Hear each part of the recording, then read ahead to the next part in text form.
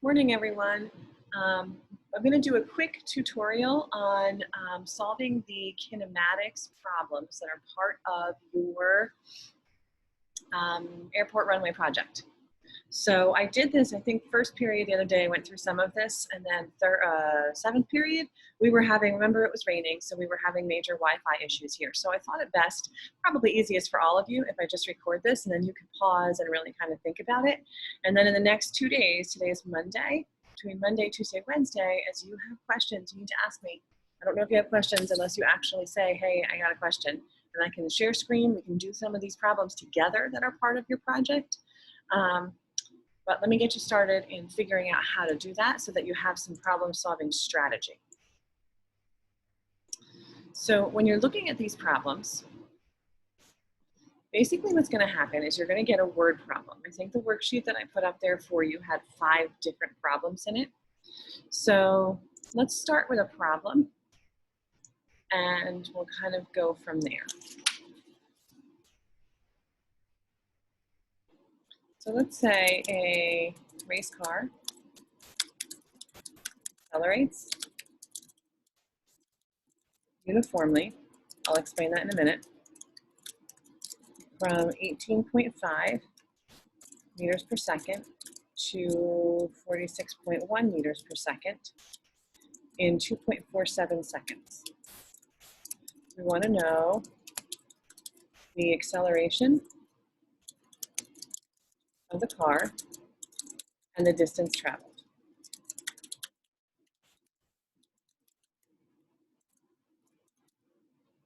Okay, so this is our problem to solve. When you have these problems to solve, we have a set of what's called kinematics equations. So if you all remember, we already have used our velocity is final minus initial position divided by time. That's our change in position. I very often, and mathematicians and physicists, scientists will use delta as the abbreviation for final minus initial. The triangle is the Greek letter delta. The other equation that we have talked about is that acceleration is a change, I'm writing this kind of backwards, I guess, in velocity. So any kind of change in velocity, think about those dot diagrams, an increase, a decrease in speed is acceleration. Also changing direction is acceleration. So we can also rewrite that as, oops, sorry.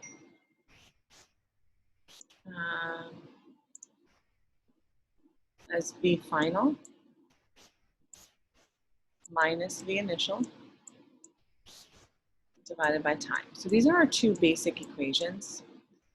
The reason we have what's called these kinematics equations is because sometimes you get problems that don't necessarily, like they deal with these variables, but maybe you get a problem and you don't have a time value given to you. So what happened was we took these 2 equations and mathematically rearranged them, set them equal to each other to develop what's called our kinematics equations so that it's a little bit easier to be problem solving. So the kinematics equations, I'm going to try and leave these up here. Our V is equal, or V final, sorry, is equal to V initial plus acceleration times time. And now, those of you who are good with algebra, that is the same equation as this one right here. All I really did was multiply both sides by time and then add initial velocity to both sides. The reason we kind of express the equation this way is because most people kind of stink at fractions. So it's easier to deal with without having to mess with the fraction. The other kinematics equation we use, and this is to describe uniformly accelerated motion, which means you only have one value for acceleration per problem. So this is going to be x is the initial velocity times the time plus 1/2 of the acceleration times the time squared. Okay, if you're using this, you can just do your exponent button on your calculator and square it. And then the last equation is V final is equal to V initial squared plus 2 times the acceleration times the displacement. So these are our three kinematics equations. And again, they're just algebraic combinations and rearrangements of these two basic equations. But they help us to problem solve a little bit easier. So if you are like me, initially I look at a problem like this and I'm like, oh my God, there's so many words, there's so many problems, there's so many numbers, I don't even know where to start. And I agree, it can be really difficult. So my suggestion for every single problem that you do like this, we're talking about uniformly accelerated motion, there's 5 possible variables to deal with. Those variables are the initial velocity,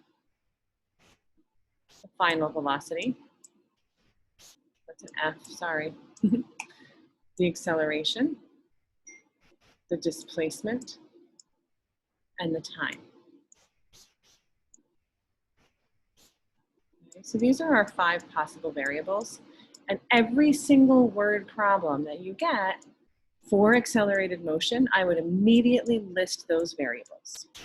Because then what it allows you to do is go back and read the problem and almost think about it like copying and pasting numbers into the variable list. You do have to interpret a little bit, but this does help eliminate a lot of problems toward the end. So your car accelerates uniformly. Think about that like putting your foot on the pedal and just keeping it at one place rather than going like this on your pedal, right? From 18.5 meters per second to 46.1 meters per second. So this 18.5 meters per second is the initial velocity. I always put my units in my list too because it helps me see if I need to convert. Then I accelerate to 46.1. That's my final velocity in this problem.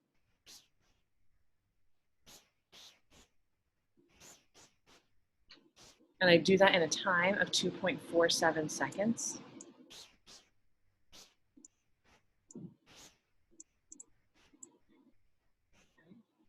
So if you look at the problem like this, now that you have this list, we're looking to find the acceleration and we're looking to find the distance traveled. So that's going to be 2 separate problems. And what I'm going to do is I'm going to look at this list of equations and the information that I have. So if I want to get the acceleration, I know I have an initial and a final velocity and I have a time. This equation here has a final and an initial velocity. It also has a time and I'm looking for the acceleration. So that equation actually matches the variables that I have and the variable that I'm looking for. So the next thing I always do is I write the equation down that I think I'm going to use. And then if my second copy and paste, I try to copy and paste the information into my equation. So my final velocity is, 18.5.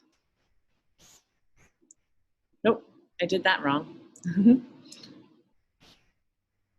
My final velocity, sorry, I looked at that wrong, is 46.1. I sped up in this one. So I'm going to do 46.1 is equal to my initial velocity of 18.5. See how easy it is to kind of mess around with that? Plus A, I don't know that value, but I know that my time is 2.47 seconds. Okay, so now that I have this here, and by the way, if you showed me this much work and then you got the wrong answer, I'd only probably take a point because it's an algebra mistake, all right? Because now the algebra is something that, you know, we always kind of screw up on. Algebraically, I'm going to take my 46.1, whoops, sorry. Drawing with my mouse is always interesting. 46.1 minus 18.5. I'm subtracting 18.5 from both sides. And then I'm going to divide by 2.47 because that will leave A by itself. And my acceleration value for that problem becomes 11.2 meters per second squared.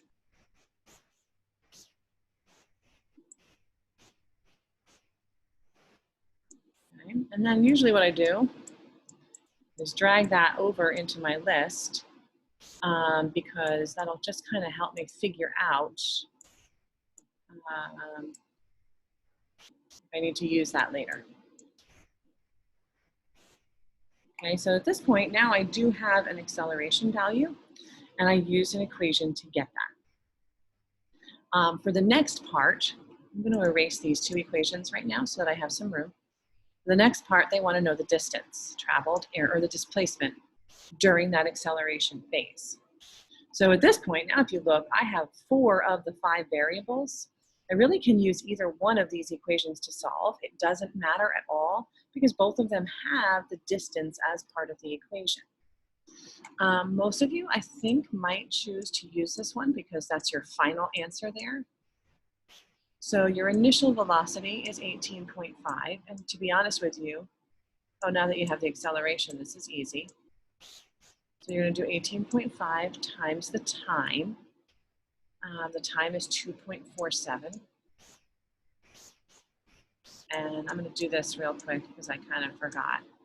Remember that I would definitely say, write that equation above so that you know what numbers you are copying and pasting into the equation. And then I know what equation you're trying to use. All right, plus 1/2 times the acceleration, which we now know is 11.2, times the time squared, so we're going to do 2.47 squared. I got to grab my calculator.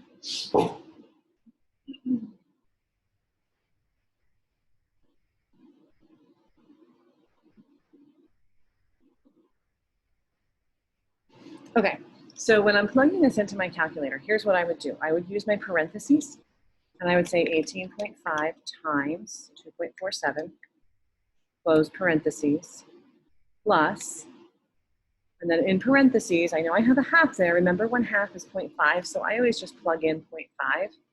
So 0.5 times 11.2 times 2.47, and then on your calculator, you guys can see there is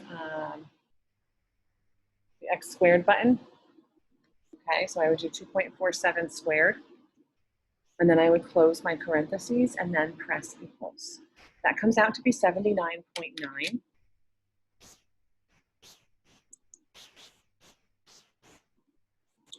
meters. Okay, so your final answers right there, and then that would be how you would solve this problem. Now, thing is, every single problem is different, and you're going to get 5 different word problems to work through here. So my suggestion is you have a list of the equations, and then for every single problem, you also write the list of the 5 variables, copy and paste, and then choose your equation. All right. I'm going to expect that we're going to have some algebra errors because that's normal, that we always have algebra errors. But as you practice this, try and look at the video, or like I said, ask me in class. I can always do a screen share like this and at least set you up for the problem, if not run you through it. All right. But if you don't ask, I can't help you.